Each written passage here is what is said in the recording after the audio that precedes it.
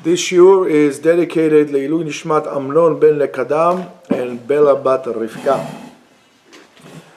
We trying to progress and to move on, develop, and sometimes we feel very heavy and lethargic, and this tremendous weight on our shoulders that stops us from making the necessary progress. And as a result of that, we feel tired, we feel we're stuck, and then we simply give up. So, what do you need to do to overcome this? The answer is very simple. Lighten yourself up. And what do I mean by lighting yourself up? You carry so much weight on your shoulders that you simply cannot move.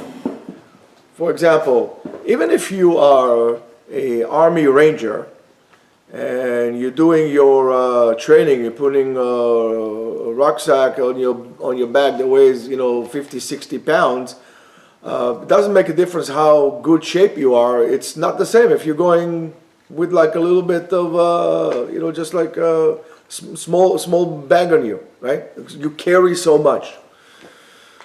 Now, there are a few things that I think we should learn to let go. Just drop them. It'll be easier for you if you let go of these things to actually make the development progress that you need to do in your life to move on and to be able to, keep on going without falling apart, that you simply can't do this anymore. So these are things that we all, for whatever reason, hold on to. Most of the time is because of a certain sensation of insecurity and self-esteem and so on and so forth. So let's look at a short list of things that I would recommend to you that you simply need and to let go. And believe me, very recommended for you to let go of the things. You're going to be such a different person. You're going to feel so refreshed after you let go of these things. The first thing is the need to control. Most of us feel lack of control of our own environment inside, or our own surrounding, and our own self, that in order to practice somewhat of a control, we feel the need to control others. It doesn't mean that you cannot go ahead and help people. Go help people, go care about people, but don't control people. Don't have this urge to control situation or to control people. Again, it doesn't mean that you can't care. Caring does not mean that you are controlling. You could care, you could suggest, but try to give up to control situations or to control people. It's such a freedom. It allows you to have so much freedom and concentrate on what really needs to be done, that it is just by itself is an amazing thing. It also allows you to allocate power and resources to do what you really need to do, which first of all is really controlling yourself. If you have such a need to control, so start with yourself, leave others. Don't try to control. So let go of controlling. Let go of controlling. Many people also attach themselves to the past. The past as it is gone. Whatever happened, happened. There's nothing you can do about it. Detach from the past. Create a new opportunity for yourself every single day for whatever it is. It doesn't make a difference how good or bad the experience was. Just let go of the past. Let go of the past. Sometimes we laugh at things we used to cry about when we were young. Right? You laugh at them. Oh my goodness, I was so concerned about this. And sometimes we cry about things we used to laugh at when we were young. Let's just stop looking at this. Start living at the moment. Start enjoying yourself and create yourself a better future by eliminating the past. Don't be attached to the past. I'm not saying forget where you came from. I don't forget who you are, what you're about. But stop living in the past. It doesn't make a difference if you're an individual. It does not make a difference if you're a society. Living in the past is a death sentence. So detach yourself from the past. Whatever happened, happened. Whatever you used to do, you used to do. Leave it alone, leave it behind. Right? The next thing is something that we always try to do, is trying to please everyone. Those people who are appeasers never have internal peace, because they always have the need to try to appease everybody. You should know that this is already an impossible task, and if this is your goal in your life, to appease everybody, most people say, I would like to avoid conflict. That's such a hot baloney. Avoiding conflict, it means not getting into situations that would cause that, but it doesn't mean pleasing everybody. Pleasing everybody is an indication that you don't have a backbone. If you have a backbone, you can't carry anything, you're going to be laying on the floor paralyzed and becoming a doormat to everybody that comes along. It is impossible to please everyone. Impossible. What you should be concerned about is, first of all, please Hashem. Right? God. God is the ultimate reality.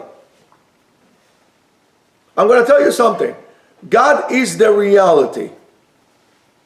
After God, and now it makes sense when it comes down to the Aseret HaDibrot, to the Ten Commandments, the only other things, the only other real person in your life, the real people in your life, are your parents. All the rest is just an illusion. They come in, they can't go, and even siblings come in, can't go. Children come in and come and go. They are the ones, your parents create your reality. Stop trying to appease everyone. Start with saying what you like, what you want out of life, and so on and so forth. That's very important. Try to eliminate, the next one is try to eliminate external opinions. When you are allowing yourself external opinions to constantly penetrate your mind, you're never going to be able to form your own opinion. And you see it today, since news and media is so accessible to all, that doesn't make a difference who you talk to. They all say the same thing, that you just watch 5 minutes in a radio, on TV, or you listen on the radio. People don't have their own opinion anymore. They think they have their own opinion. Their opinion is shaped by those people that their job is to shape public opinion. Influencers and so on and so forth. You open it, you own it. So that's another thing. Eliminate the excess of others to your opinion. Start forming your own opinion. One way to form your own opinion is simply start reading books. Start increasing your knowledge base, become more scientific, read, learn, and so on and so forth. But forget about, and then that in a way kind of goes with what we said before about trying to please everybody. Learn to form your own opinions on the matter. Your opinion count. Nobody should tell you this is not how you should think. You're allowed to think the way you want to think. And that is a crucial point. I'm going to tell you something else also. I think that not for nothing, there is a great movement by certain people of power, in position of power, to eliminate religion and God from the scene. Because the thing is very simple. If I believe in God, I believe in a greater power and a greater moral in which I obey myself to, and I give him all the power. A person, or those people who are in power today, what we call the cabal, right? These are the people who don't want you to believe in God, and they want you to believe in them, that they have all the power, and want you to be subservient to them, and to their ideologies, and to their powers. The first way to do it is to eliminate religion. You want to see how it happens? Go look at the history of the last 40, 50 years, for example, in America, and to that matter, anywhere in the world, where they slowly took religion out, and then we developed this unbelievable cult of personality that today, so-called our leaders are no more than celebrities. That's what it is. If you don't have an opinion, you're going to be a puppet. Start forming your own opinion. Having your own opinion can only happen after you stop trying to please everybody else. You don't have to say what's politically correct. I don't say that you have to be an insulting person, but you are entitled to your opinion, and this is my opinion, and don't try to shove it down my throat. That's what I think. That's what I believe. Why is you are entitled to your opinion and I'm not entitled to my opinion? So the whole politically correct, what you can say or what you cannot say, which word you're allowed to use, which word you're not allowed to use, it's a form to control the people under false tense of so-called freedom. I think that in my position gives people more freedom to speak what they want. Now, the next point is stop comparing yourself to others. You're on a journey on your own. Sometimes people will join you along. That's why, for example, I use the analogy of going on a bus or subway versus going on a motorcycle. When you go on a bus, on a subway, everybody's cramped, anybody else's armpit. You know, when it's hot and the AC is not working and it's like, you know, you're taking the F train and it's like horrendous in the summer and, you know, there's some guy sleeping over there and, well, you know, a regular subway scene. Or in a bus in Israel when everybody's holding like this and, you know, you get the drift, right? You're all cramped together. That doesn't have to be the case. I like the scene of a motorcycle ride. When you ride your own bike and somebody else comes along the way and he rides together with you and then he decides to take the one exit or he decides to drive you for the next day and that's what it is. It's okay. It's perfectly fine. I like this much more than being cramped on the subway. I like it so much more. So stop comparing yourself to others. By comparing yourself to others, you're putting yourself into the sweatiest car out there without an AC in a 105-degree weather. You came to this world on your own journey. You're riding your own motorcycle. One of the reasons, by the way, that I think today, one of the initiatives of authorities is to prevent people from driving by telling us a whole bunch of hoax about electric cars. It's good for the environment, which is actually very bad for the environment. If you just want to know. To make driving in a city, for example, extremely impossible by blocking lanes for bicycles where nobody drives them, nobody rides a bike, is to make you more uniform with everybody else by all these things I said before. So I'm going to take away your freedom to drive. I'm going to take away your freedom to drive. By doing so, I'm making you comparing to others. When you learn to always, constantly compare yourself to others, you lose your identity. In order to have your own identity, you have to stop comparing yourself to others. Learn to stand on your own 2 feet. Form your own self or sense of self, of who you are and what you are. Don't go to get jobs in the city or whatever it is because somebody else makes money. Somebody said to me, you know what, he went somewhere and he started his life in a different state and then recently said to me, I have to come back to New York because everybody else in my class is so much more, use a fork. Everybody in my class is so much more advanced or got so much further than I am. And I said to him that that's a mistake to go about life like that. That's a mistake. You have your own journey. You don't know what the other person did. Stop comparing yourself to others. This one takes 6 months to write his thesis and to me it took 2 years. Okay, so it took you 2 years. Who cares? This one bought a house. I have lived in an apartment. Who cares?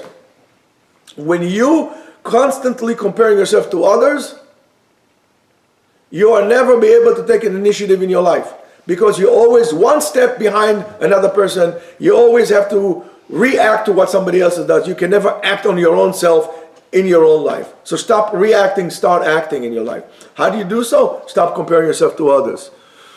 The next one is to stop being afraid of failure. Stop playing it safe. There's a concept that most of you probably would not even, I don't know if you heard about it. If you heard, you probably would never dare to do. And that concept is called adventure traveling. Why people don't do adventure traveling? Because they're afraid of failure. People want to play it safe. So what would they do? They're going to go on a cruise. instead of going on a cruise. A friend of mine took a bicycle ride from the west coast to the east coast of the United States. Something like, let's say, the distance between Israel and London on a bicycle. And he did it. And if you can't do it, okay, but let me start. Most people don't start anything in their life because they're afraid of failure. So I'm going to play it safe. You're going to play it safe. You're basically putting yourself on life support while you're still young and able. Stop putting yourself on life support. Dare. Go on a trip by yourself. You always what? You have to have somebody to hold your hand. So it didn't work out for you. Learn from your experience. Try again, try again, try again. Failure is, for me, not willing to try, not trying and not succeeding. So you have to dare. Go do it. Stop being afraid of failure. Afraid of not trying. That should be petrifying to you. When you're going to reach an age that you can't do this anymore, that should be something to be afraid of. Oh my goodness, I'm going to reach whatever age. I cannot do this anymore. Imagine you want to ride a bicycle or ride a bike and you can't ride a bike because your legs or your hips are so bad you can't lift it over a bike to put it on. Well, that's something to be afraid of. If you fall, well, get up. Dare. I wish one of you could, actually do a motorcycle trip like, this. I could recommend you about this book. It's called Ghost Rider by Neil Peart, which was the drummer of Rush. After his daughter died in a car accident, he had only one daughter. After his wife, soon after, died by cancer, and after he discovered that he has a very severe, very bad type of brain cancer, he decided, you know what, that's it. He went on a motorcycle, bought himself a BMW 1200 or 1100 he bought, and he did 50,000 miles from Canada to Alaska, and then from Alaska all the way down to South America. All right? I wish one of you will actually do a road trip like this. But you're not willing because you're afraid of failure. Oh, what happened if I'm going to have a flat tire? Oh, I'll fix it. There's this lady, she's from Holland. Her nickname or username is Itchy Boots. There's a whole bunch of them like this on YouTube. They ride, dual-purpose motorcycles all over the world. You guys would never do that, and you call yourself men? These are women that do it. To tell you that in order to be, quote-unquote, a man, you don't actually need to be a man. You need to have guts. Yes, biologically you're a man, but in terms of initiative, kind of wimpy. And the last one is putting upon yourself unrealistic expectations. When you live in a world of dream, and the world of dream is by creating unrealistic expectations to yourself, that is a guarantee for true failure because you can't reach its goal. So be realistic. Set goals. Don't be afraid of failure. Stop comparing yourself to what other people do.